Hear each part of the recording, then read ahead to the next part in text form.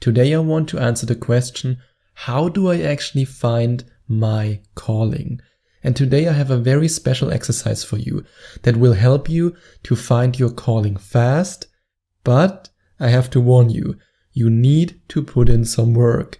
It's not hard work, you just need a pen and paper, or you open a Word document, and you can do that after listening to this again. I would first listen to it once without doing the exercise, and then when you listen to this the second time, then you can do the exercise, because otherwise it's just too much information, it's a little bit too overwhelming. So what is this all about? I want to help you to find your true calling. I want to help you to manifest your dream life.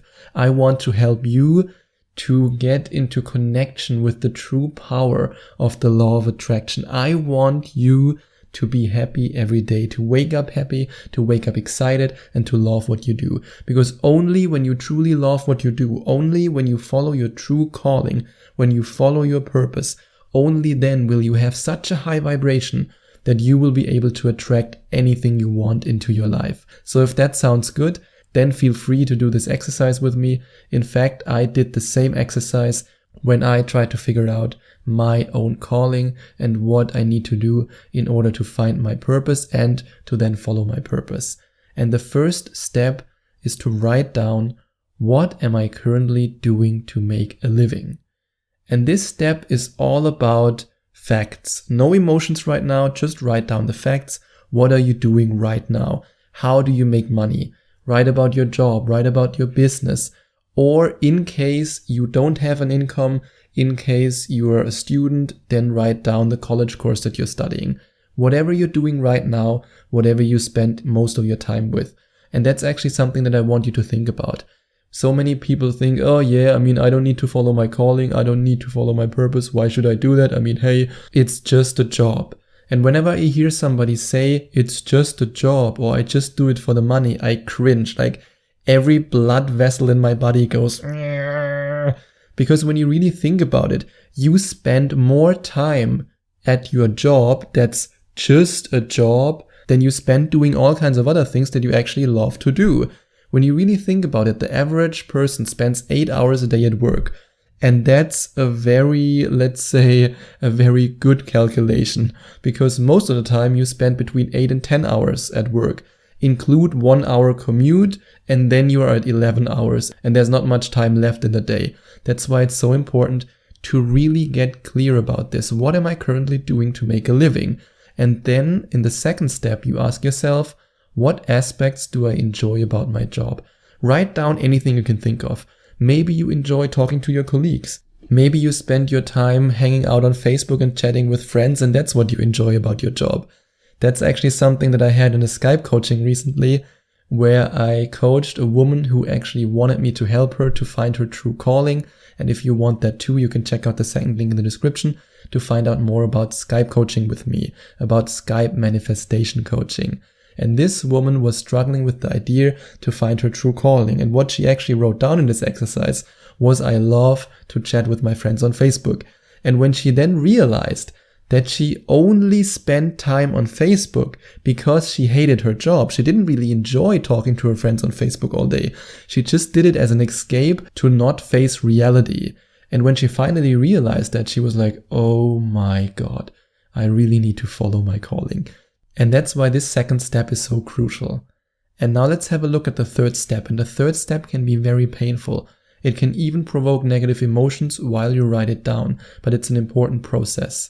What aspects do I not enjoy about my job? And most people who want to find their calling, they write down, oh, it's this, it's that, it's this, it's that. It's okay. Just go completely crazy. Go nuts. Just write everything down that you hate about your job. Because once you found your calling, then there will be nothing that you hate about your job. Believe me, I don't hate answering emails. I don't hate making these podcast episodes. I don't hate creating products. I don't hate talking to customers. In fact, I love all these aspects because I found my true calling, and I know that you can do the same, especially when you write down all the aspects that you like about your job and that you don't like about the job. And if you also write down the next question, what did I always wanted to do when I was a teenager?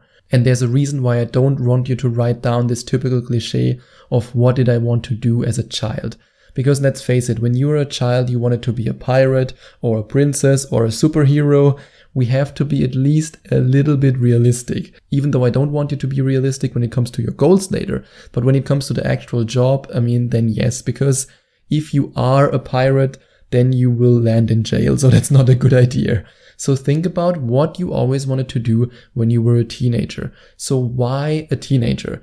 Because the teenage years are the forming years in your life. And when you transition from childhood to adulthood, that's the time where you really become aware of your interests. Unfortunately, we live in a school system that does everything in their power to distract you from focusing on your interests and to bombard you with knowledge and information that you will never ever need again in your life. Even when I think back to high school or even to college, none of the things that I learned are relevant in any way for my business life. Nothing, nada, zero. It's all just a big waste of time. But why that is the case and why our society wants you to condition in this way, that's a story for another episode. Now let's focus on finding your true calling. So what did you always want to do when you were a teenager? What were your interests? What were your hobbies? What were the things that you could do and you forgot time? You were so engaged in this one thing that you lost track of time, you lost track of everything, and you just wanted to do it all the time. You even finished your homework really fast because you wanted to do it. Think about these things, because these things are perfect indicators for what your true calling might be. And now ask yourself, looking back at question 4, what did I always wanted to do when I was a teenager? Ask yourself, how much time do I spend doing this? On a scale from 1 to 10, with 10 is really perfect. If you're at 9 or 10, then you've already found your calling. Then you don't need this really. But if it's below 9 or 10, if it's a 7, if it's a 6, or God forbid, if it's a 2 or 1, then you need to change something in your life. Because then you're very far away right now from finding your calling. And let's be honest, you wouldn't be here if you didn't want to spend at least 90% of your precious lifetime. And it is really precious because every day we lose a little bit of this lifetime. So you want to do something every day that excites you, that inspires you, that makes you feel alive. Now, what if I told you that your life purpose, your true calling, is already a part of your DNA and that you just have to look at your calendar in a certain way, follow a few simple steps, and boom, then you will be directed to your life's purpose. If you're interested in finding out more about this, then you can check out the link in the description. And now let's focus on the next question, question number 6. What would I do all day long if money wasn't an issue? Don't hold back, write down anything you can think of. What would you do all day long if money wasn't an issue? And if you do this exercise, and if you do it till this point, then you will realize that question number 4 and question number 6 should be in alignment, or will probably be in alignment. Because when you ask yourself, what did I always wanted to do when I was a teenager? And now you ask yourself, what would I do all day long if money wasn't an issue? If the answers to these questions are somehow correlated, then you're on the right path. Because then you know, I still have the same interests. I had these interests all the time, all these years. I just never allowed myself to really live my true calling. And this can be painful, but it's also important to do this in this process because it will motivate you to actually take action. And now ask yourself the next question. What am I really good at? This is also an important part when it comes to finding your true calling, which most people don't want to hear about. Because most people think, hey, if I can be anything I want, why do I have to be good at it? There are 2 reasons why. First of all, if you're good at something, if you have a natural talent, then you will enjoy it more automatically, and you will then do the work that leads you in a position where you can follow your true calling and where you can make a lot of money with it. And the second reason is because if you want something but you're not really good at it, you will quit and you actually waste your time, because most of the time it's only an imagined true calling. It's just some childhood fantasy. Remember why I don't want you to write down what did I like to do as a child. Because when you have something that you're not good at all, but for some reason, maybe your friends conditioned you, or maybe society conditioned you, the advertising industry conditioned you to really want to do this, then you won't find your true calling. You will only think it's your true calling. To give you an example, if I would have become an engineer, I would have killed millions of people by now, because the houses, the bridges, the cars, everything I would design would just break down and kill everyone, because I'm just not good at it. And this reminds me of this time in high school, when we finished high school, and of course, typical German stereotype, everybody wanted to become an engineer, because everybody thought, hey, I'm German and it's a good paying job, why not become an engineer? And because our society conditioned us so much into this idea that you have to become an engineer to be really successful, all kinds of people thought in their mind, hey, this is my life purpose, I want to become an engineer, even though they didn't enjoy it, they had no natural talent, and in the end, they all dropped out of university. That's why I want you to avoid making this mistake. Ask yourself, what am I really good at, and be honest to yourself. And then follow up with the next question. What are my core values? I once worked for a company in Germany that made me sick. It made me physically sick, emotionally sick, and after 1 year I had to quit. I still remember how I talked with my boss there. I just told him, I can't do this anymore. I can't do it. Even though I wasn't really involved in the things that were against my values, but I was a part of the big picture and I just couldn't take it. I had to quit. And if you're in this situation right now, I mean, in the worst case, give you an example, if you work for an arms company that makes weapons and you believe in world peace, that's not compatible. You have to get out there. This is destroying your soul. So find something that is in alignment with your core values. So really think about it. What are my core values? And then think about, what qualities do other people appreciate about me? Think about the compliments that you received from other people. Think about how you've helped other people in the past. All the things that you like to do for others. Think about these things. I mean, one of my Skype coaching clients, she actually allowed me to share this with you. She found her true purpose after we talked about this aspect, because then she realized that she was baking cake for her family, for her friends all these years. And guess what? Now she has a successful pastry shop. It's not an international business, but it's a successful local business, and she's living her true calling. And this is just something that makes her happy every day. And I want you to experience the same happiness. That's why I want you to ask yourself the last question. What have my dreams already revealed? Now, this is a tricky one. It's a tricky one because you have to think back to some of your dreams.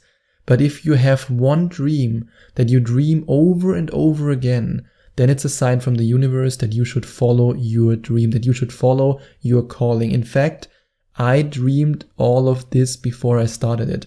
Affirmation to manifestation is a result of my dreams. My dreams guided me in the direction to focus less on my dating coaching business and more on my spiritual journey and more on teaching other people about the law of attraction and the power of manifestation. So listen to your dreams. Your dreams are signs from the universe. Think about your dreams as this consciousness speaking directly to you. Follow your dreams. And yes, I decided to listen to my dreams. I decided to follow my true calling, and I know that you can do the same. But the biggest breakthrough that I had when it comes to finding my true calling and following it was when I met Rick and Liz Thompson on my journey. They are the publishers of the Healthy, Wealthy and Wise magazine, and they offer a phenomenal system that you can get access to for only $7. It's really a steal. And this system shows you how you can find your true calling by combining your birth date, your calendar secrets with the secrets that are already encoded in your DNA. It's really a life-changing experience. If you want to find out more about that, you can check out the link in the description. And if you enjoyed watching this video, please send out some love to the YouTube universe by giving this video a big thumbs up. And I would also appreciate it if you would leave a comment in the comment section below and let me know what you think about my video. And don't forget to subscribe to my channel and to click on the notification bell so that you get notified whenever I release a new video for you.